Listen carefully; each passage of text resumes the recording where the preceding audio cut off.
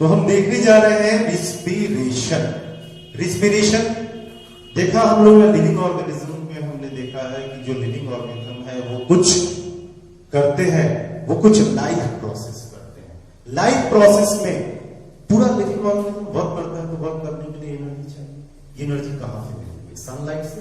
तो सनलाइट से जो एनर्जी पहले प्लांट के द्वारा फूड में कन्वर्ट की जाती है, यानी सनलाइट की एनर्जी केमिकल एनर्जी में कन्वर्ट होती है, तो उसे हम कहते हैं photosynthesis.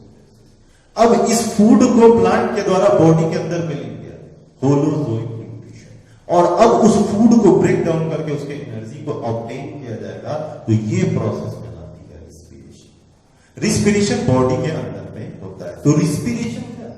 Respiration is a catabolic process. Catabolic process कहता है कि बॉडी के अंदर में जो भी फिजियोलॉजिकल प्रोसेस है दो प्रकार के होते हैं। एक जिसमें एक बड़ा मॉलिक्यूल टूट जाता है कई छोटे से मॉलिक्यूल में, 2 3 4 10 छोटे छोटे मॉलिक्यूल में टूट जाता है, तो टूटना, ब्रेकिंग डाउन होना कैटाबॉलिक प्रोसेस कहलाता है। और जिसमें 2 3 मॉलिक्यूल मिलकर के एक बड़ा मॉलिक्यूल बनाते हैं, ये कहलाता है एनाबॉलिक। फोटोसिंथेसिस एनाबॉलिक है और रिस्पिरेशन कैटाबॉलिक प्रोसेस है। ये एक स्टेप में नहीं होता, it happens in multi step process. तो मल्टी स्टेप, 1 2 कई स्टेप्स में लग जाता है। साथ ही इसे फंक्शन कराने के लिए कई एंजाइम की जरूरत होती है, इसलिए ये एंजाइम मेडिएटेड, एंजाइम के द्वारा ये करवाया जाता है। तो होता क्या है, इसके अंतर्गत ग्लूकोज और ऑक्सीजन रिएक्ट करता है, और ये ऑक्सीडेटिव प्रोसेस है, इसका ऑक्सीडेशन हो रहा है और ये ब्रेक डाउन हो गया CO2 H2O में। CO2 और H2O ब्रेक हो जाता है, साथ ही एनर्जी निकल जाती है।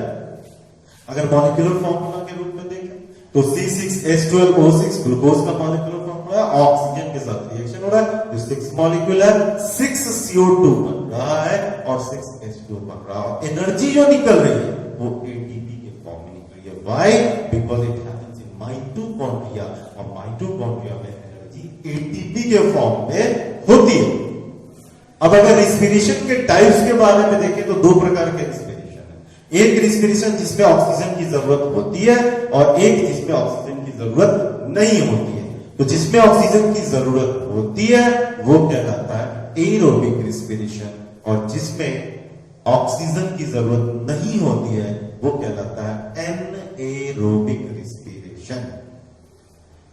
अब रिस्पिरेशन के अंतर्गत हमें पढ़ना है ह्यूमन रिस्पिरेटरी सिस्टम। ह्यूमन में जो रिस्पिरेशन हो रहा है, या कहीं भी रिस्पिरेशन हम देख रहे हैं, तो ह्यूमन रिस्पिरेटरी सिस्टम में मल्टी स्टेप्स में काम होता है। वो स्टेप्स कौन सा है? Breathing, external respiration, internal respiration और cellular respiration. Breathing, external, internal, cellular. Breathing क्या है? Breathing is a process in which air से हम एयर से लिए थे, एक्सटर्नल एनवायरमेंट में से एयर नोज के द्वारा होता हुआ लंग में। हमारे अंदर में कई बार ये ब्रीदिंग का कह देते हैं कि breathing is a process in which oxygen is taken. Oxygen हमारे अंदर में कोई ऐसा प्रोसेस नहीं है कि हम डायरेक्ट एनवायरमेंट से ऑक्सीजन ले। हम क्या करते हैं, सीधा एयर ले लेते हैं, और वो एयर में ऑक्सीजन ज्यादा अमाउंट में होगा, तो हम कहेंगे फ्रेश एयर लिया जाता है। इसमें फ्रेश एयर लिया जाता है, fresh air is taken.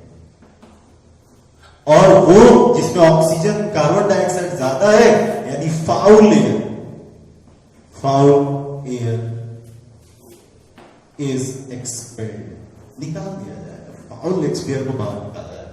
That process is called breathing. अब लंग में आने के बाद ब्लड में जाना, इसके लिए एक्सचेंज होता है, higher potential to higher concentration to lower concentration. Lung के अंदर में ऑक्सीजन का कंसंट्रेशन हाई होता है, तो ये ब्लड में चला जाएगा, और ब्लड में CO2 का कंसंट्रेशन हाई होता है, तो वो लंग में आ जाएगा। This is called exchange of the air, और एक्सचेंज ऑफ एयर को कहते हैं एक्सटर्नल रिस्पिरेशन। ब्लड जब ऑक्सीजन ले लेता है तो ब्लड ये ऑक्सीजन लेकर के जाता है हार्ट में, और हार्ट के द्वारा पूरी बॉडी में सर्कुलेट कर दिया जाता है। दिस सर्कुलेशन, दिस डिस्ट्रीब्यूशन या assimilation of oxygen in all tissues and cells is known as internal respiration. आपने इसे हमने नाम दिया इंटरनल रिस्पिरेशन का। और इंटरनल रिस्पिरेशन के बाद आता है सेलुलर रिस्पिरेशन। सेल के अंदर में जो भी रिएक्शन हो रहा है, ये सारा रिएक्शन वो सब कहलाएगा सेलुलर रिस्पिरेशन।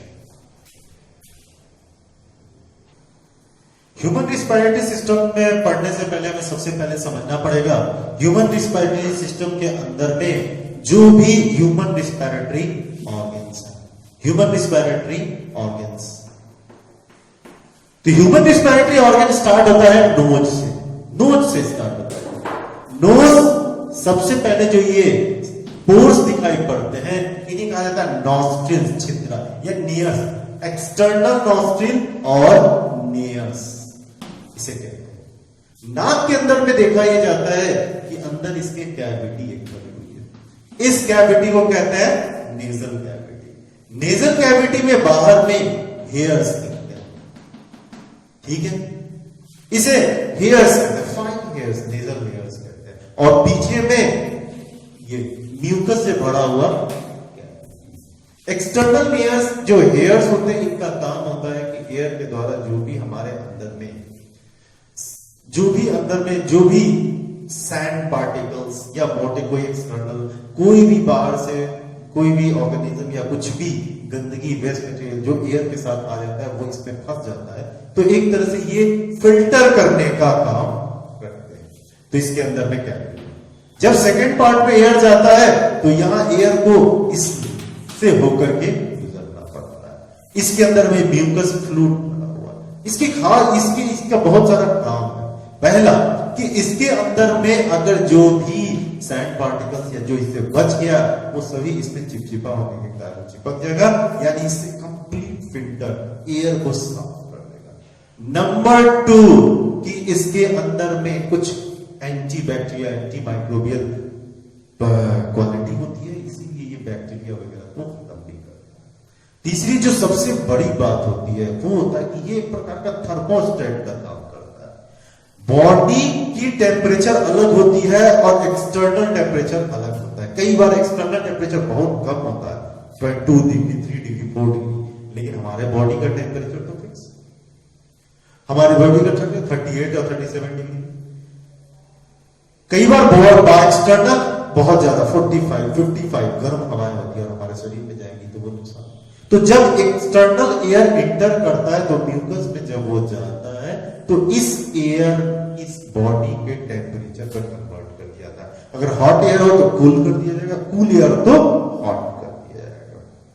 और तीसरा, बाहर से जब ड्राई एयर आता है तो हमें नुकसान होता है। तो जब इससे होकर के एयर गुजरता है तो इस ड्राई एयर को ये उसमें ह्यूमिड कर देता है, उसके अंदर में मॉइस्चर मिला देता है। तो ये फिल्टर करता है, एंटी माइक्रोबियल काम करता है, बॉडी थर्मोस्टेट की तरह काम करता है और ये ड्राई एयर को ह्यूमिड भी कर देता है। जब यहां से आता है तो ये पीछे का पोर्शन कहलाता है नेयर्स, ये पीछे की तरह इंटरनल नेयर्स, जो कि माउथ के बक्कल कैविटी में आकर के खुलता है।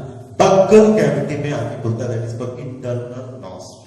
इंटरनल नॉस्ट्रिल जब बक्कल कैविटी में खुलता है तो ये बक्कल कैविटी के अंदर में ये कप शेपेड स्ट्रक्चर दिखाई पड़ता है। This is known as pharynx. ये डाइजेस्टिव ट्रैक्ट और कॉमन है एयर के लिए, विंड पाइप के लिए भी और फूड पाइप के लिए भी। अब देखते हैं यहां से हमारा आ गया फूड पाइप। जब फूड पाइप में एंट्री होता है तो ये फूड पाइप है जिसमें रिंग लाइक स्ट्रक्चर दिखाई देते हैं। ये कहलाता है ट्रैकिया और ट्रैकिया के ऊपर ये पाया जा रहा है साउंड बॉक्स। साउंड बॉक्स को कहते हैं लैरिंक्स। लैरिंक्स का टॉप पोर्शन कहलाता है ग्लॉटिस और ग्लॉटिस के ऊपर एक कवरिंग पाई जाती है। That covering, leaf like covering, is known as epiglottis. तो फेरिंक्स के बाद लैरिंक्स, लैरिंक्स साउंड बॉक्स होता है। साउंड बॉक्स की सबसे टॉप पोजीशन को कहते हैं ग्लॉटिस। ग्लॉटिस के ऊपर लीफ लाइक कवरिंग पाई जाती है, that is known as epiglottis. अब लैरिंक्स जो है, लैरिंक्स साउंड बॉक्स की तरह, इसके अंदर में 2 इस तरह के मेम्ब्रेन वोकल कॉर्ड होते हैं। ये वोकल कॉर्ड जब एयर जाता है तो आपस में टकरा करके साउंड प्रोड्यूस करते हैं और इस साउंड को हम लोग अपनी स्पीच, जो साउंड निकलता है उसे बाद में मॉडिफाई करके स्पीच में बदल दिया जाता है। अब इसके बाद ये साउंड बॉक्स आगे कंटिन्यू कर जाता है इस ट्यूब में जिसपे कार्टिलेजिनस रिंग लाइक स्ट्रक्चर पाए जाते हैं। This portion is known as trachea. Trachea आगे जाकर के दो पार्ट में डिवाइड हो गया है। This is known as bronchi. ये हो जाता है ब्रोंकाई, और ब्रोंकाई तक में रिंग्स पाए जाते हैं। ब्रोंकाई फर्दर डिवाइड हो गया है, ब्रांच्ड हो गया है further fine tube like structure में, that is known as bronchioles. और ब्रोंकियोल, सारे ब्रोंकियोल्स इंड कर गए हैं एक सिंगल मेम्ब्रेनस बैग लाइक और sac like structure known as alveoli. Alveoli कुछ इस तरह के, ये एल्वियोलाई बैग लाइक स्ट्रक्चर है, और इसके इधर यहां इधर ब्लड वेसल्स हो गए। जो एयर अंदर आया है इसमें O2 हाई है और ब्लड में O2 लो है, तो क्या होगा, high concentration to low concentration यहां एक्सचेंज हो जाएगा।